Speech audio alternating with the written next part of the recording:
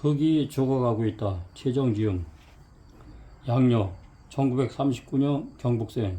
경북대학교 농과대학 농화학 졸업. 경북대학교 대학원 농화학과 농학박사.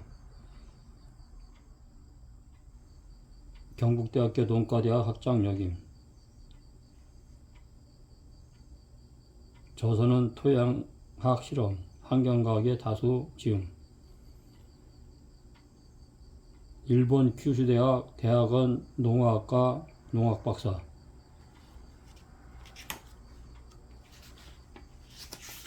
흙이 죽어가고 있다.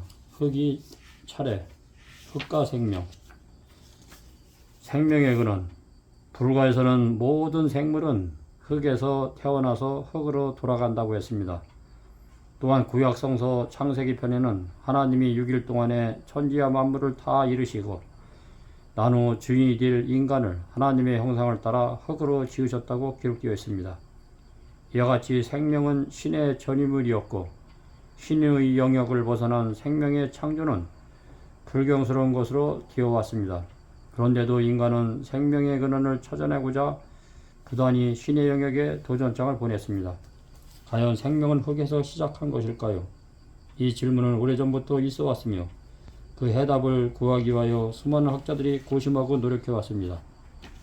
물, 불, 흙, 공기, 사원수소를 제창한 그리스 철학자 탈레스는 열의 영향을 받아서 흙에서 생명이 태어났다고 강의했으며 아리스토텔레스 같은 대학자도 자연 발생설을 발표하여 흙에서 생명이 탄생하는 것이 과학적 사실이라고 말합니다. 현재의 최첨단 과학기술은 모두 동원하여도 아직까지 생명의 기원에 대한 신비를 명확하게 규명하지 못하고 있습니다. 그러나 이러한 문제는 원래 과학적인 논리보다는 오히려 원천적인 감성을 통해 보다 선명히 그 해답에 접근할 수가 있을 것입니다. 어린아이와 노인의 행동에서 우리는 생명이 흙에서 기원했다는 사실을 더욱 쉽게 추리할 수가 있을 것입니다. 아이들은 흙을 좋아합니다. 어린이 놀이터의 시설이 아무리 훌륭하고 새로워도 아이들은 금방 지치고 실증을 내지만 하찮은 모래더미에서 하는 흙장난만은 때와 성별을 가리지 않고 좋아합니다. 야구공이나 컴퓨터가 없어도 조그만 모래더미와 빗물 고인 작은 웅덩이만이라도 아이들은 꿈을 키우며 건강하게 자랄 수 있는 것입니다. 또한 아이들 못지않게 노인들 역시 흙을 좋아합니다. 젊은 날에는 손에 흙이 묻을까 두려워하던 사람들도 나이가 들어 초루에 접어들게 되면 흙을 밟고 밭이라도 가꾸는 일을 좋아하게 됩니다. 아이들은 토양이라는 원초적인 모태에서 태어난 지 얼마 되지 않았기 때문에 흙냄새가 아직도 어머니의 채취이며 흙더미 어머니의 품과 같이 느껴진 것이리라. 그렇기 때문에 흙과 더불어 있는 시간은 가장 안전하고 편안하며 즐거운 시간일 수밖에 없지 않겠습니까? 한편 흙이라고 하는 고향으로 돌아가야 할 날이 얼마 남지 않은 노인들은 어떠합니까? 태어난 곳으로 회귀하는 연어처럼 젊은 시절은 흙과 떨어져 지내다가 이제 귀하게 될 때가 직감하면 흙과 친밀해지는 것이니라. 이와 같이 우리 생명의 모태이며 영원한 안식처인 토양은 과연 어떻게 생겨나서 발달했으며 또한 어떻게 생명을 잉태하게 되었을까요? 용암이 식어 굳어진 화성암 덩어리인 지구, 그 껍질이 수천만 년의 풍상을 견디면서 점차 부서져서 작은 입자가 되고 이들은 바람과 물에 실려 멀리 이동하게 됩니다. 이 멀고 먼 여행에서 굵고 무거운 입자는 해안 가까운 곳에 쌓이고 작고 가벼운 입자는 더 멀리까지 떠내려가 결국엔 침전하여 퇴적합니다. 이와 같이 계속 쌓인 알맹이들은 굳어져 다시 암석이 되고 이러한 암석은 곳에 따라 지각이 용기작용으로 불쑥불쑥 높이 산이 됩니다. 이렇게 암석이 깨어져 토양이 되고 이 토양이 이동하고 쌓이고 굳어져 다시 암석이 되며 또한 토양으로 풍화되는 이러한 순환 속에서 토양으로 존재하는 모든 토양은 생명을 잉태하며 보존하게 됩니다. 태초에 생겨났던 생명의 귀한 물질들은 그 양이 너무나 적어서 서로서로 반응할 수 없을 정도로 묽은 상태였습니다. 그러나 이들 토양 속에 들어가 있는 가장 작은 알맹이인 점토의 표면에 흡축되어 농토가 점차 짙어지게 됩니다. 점토 표면에 농축된 물질은 번개나 지온의 열을 받아 최초의 간단한 유기화합물을 형성하게 됩니다. 유기화합물은 아주 간단하지만 그 분자 속에는 생명의 필수 요소가 되는 탄소 C, 질소 N, 산소 O, 수소 H 원소들의 모든 갖추어져 있습니다. 이 유기물들은 서로서로 얽히고 종합되어 더 큰 분자의 물질을 합성한 겁니다. 이와 같이 물질이 생명의 기원으로 발전됐을 것이므라고 추천되고 있습니다. 이러므로 우리의 생명을 잉태시키고 그것을 유지시켜 발전하게 한 토양, 우리는 이 토양을 생명이 없는 단순한 무기물이 아니라 살아 숨쉬는 바로 우리 자신이라는 생각을 잠시라도 버려서는 안 될 것이며, 그렇기 때문에 그 어떤 명분으로도 흙을 훼손시키거나 오염시킬 권리 또한 우리에게 없는 것입니다. 너희는 흙이니 흙으로 돌아갈 것이니라. 구약성서의 이 말처럼 토양으로 돌아가면 될 희귀 의무와 숙명을 따르기 위해서는 우리의 영원한 안식처인 토양을 깨끗하게 지켜야 할 것입니다.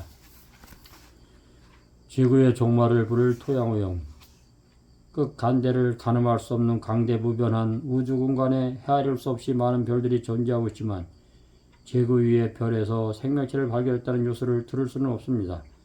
지구촌 밖에서 행여 생명체를 발견할 수 있을까 하는 기대감으로 인공위성을 띄워보기도 했고, 지구의 메시지를 우주로 쉴 새 없이 날려보내기도 했지만 이렇다 할 응답을 외계로부터 받은 적이 없습니다. 결국 현재로서는 생명체를 가진 별은 지구뿐인 것으로 증명된 셈입니다. 대기권을 벗어난 우주비행체가 달 너머로 떠오르는 지구를 보고 보석같이 빛나는 초록의 별이라고 탄성을 질렀다는 생명의 별. 정녕 이 아름다운 별은 우주비행체가 말한 것처럼 아름답기만 한 것일까요? 이 질문에 우리의 가슴을 답답해집니다. 지금 그 아름답던 초록의 별은 인간에 의해 구석구석 오염되어 병들어가고 있기 때문입니다. 환경오염, 그것이 바로 지구에 대한 치유의 심판이 아니겠느냐는 소리마저 나올 만큼 초록의 별은 병들어 죽어가고 있습니다. 우리나라에서는 70년대만 해도 환경오염은 길 건너 남의 집 불이었습니다.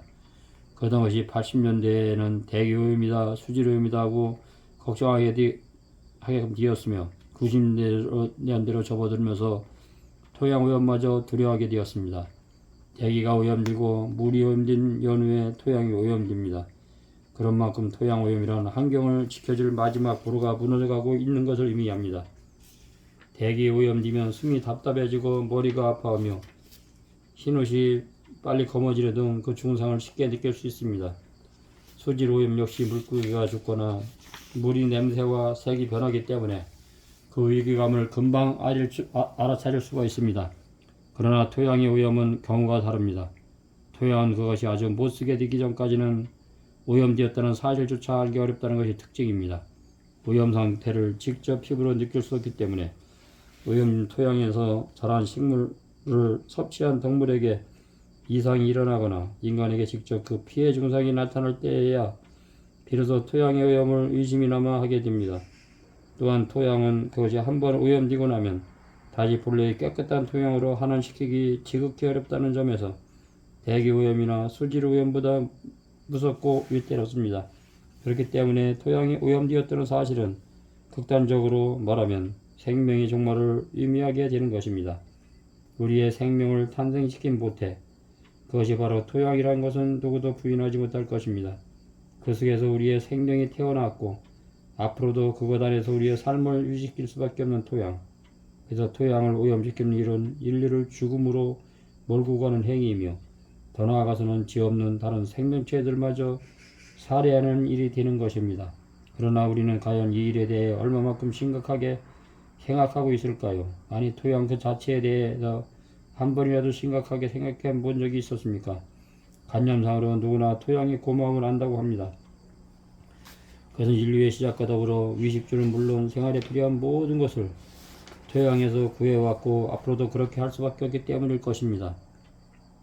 그러나 진정 우리는 토양에 대하여 그렇게 고마워하고 있는가?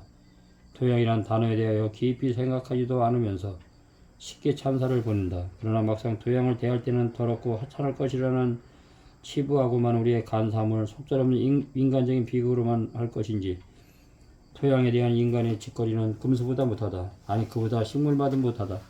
동물과 식물은 그래도 토양과 공생할 줄 안다. 식물은 토양으로부터 자양분을 얻어내는 대가로 기온을 조절해 주기도 하고 토양의 유실을 막아주기도 하며 토양 속의 양분을 고르게 유지하도록 도와주기도 한다. 이러한 공생관계는 동물도 마찬가지다. 토양이 기어서 생겨주는 식물을 먹이를 얻는 대신 토양에 비료를 공급해 주기도 하고 굴을 파면서 토양을 고르게 섞어주기도 합니다. 그렇다면 인간은 어떠합니까? 토양에 기생하여 온갖 필요한 것을 악착같이 흩어가면서 그것도 모자란지 토양을 괴롭히는 게 인간입니다. 먹이를 얻어내는 것은 물론 토양 속에 들어있는 것을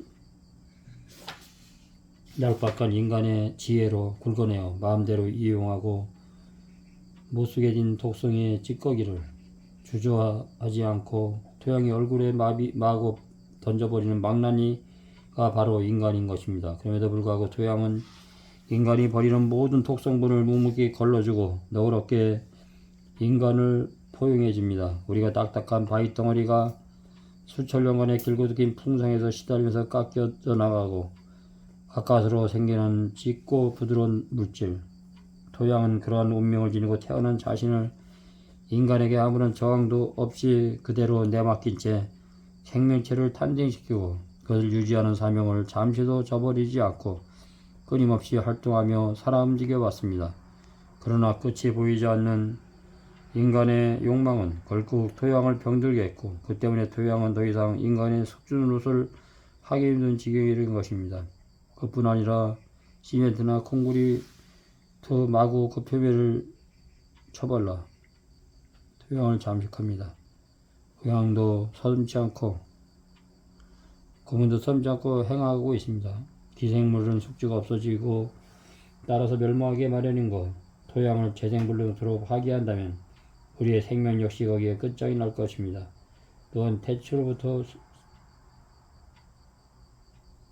살아왔고 또한 자손만대로 이어가야 계속 살아야 할 토양을 조그만 이득 앞에 병들어 죽도록 해야 할 것인지 오염을 느낄 때는 벌써 늦었다고 하지만 지금이야도 토양 오염이 심각성을 깨닫고 끝이 퇴치에 나타나야 할 것입니다.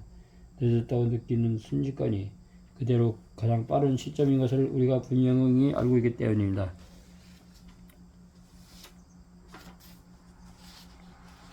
살충제와 화학비료와 제초제나 이런 기타 영양약으로 화학비료로 인해서 토양이 산실되었고 공장의 폐수나 공장에서는 각종 쓰레기 더미로 토양이 점점 파괴되고 있습니다. 불가에서는 모든 생물은 흙에서 태어나 흙으로 돌아가고 성서에는 하나님의 6일 동안 천지와 만물을 다 이루시고 주인이 될 인간을 하나님의 형상에 따라 흙으로 지었다고 말씀하셨습니다. 토양 문화를 살리는 것이 내 정신 문화를 살리는 것입니다. 가장 가까운 곳에 텃밭을 활용해서 유기농으로 농사를 지어서 거기서 자라나는 기쁨과 또한 먹는 기쁨을 통하여 자녀들이 인성교육이 올바라졌으면 감사하겠습니다. 감사합니다.